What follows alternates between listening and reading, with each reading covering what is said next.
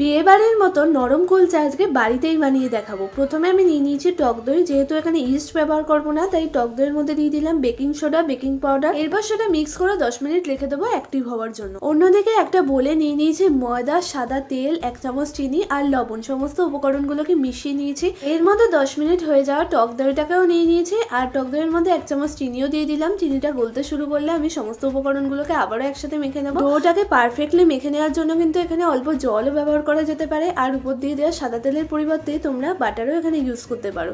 এবার ডোটাকে কিন্তু 1 ঘন্টার জন্য রেখে দিতে হবে। মাঝে মনে করিয়ে দিই, যারা সাবস্ক্রাইব করোনি অবশ্যই সাবস্ক্রাইব করে দিও।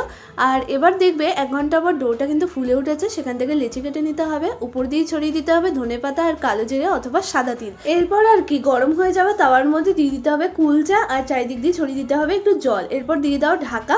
ঢাকাটা খোলার পর ঘি অথবা বাটার দুদিকে ব্রাশ করে নিয়ে নামিয়ে নাও, তাহলেই রেডি নরম নরম কুলচা।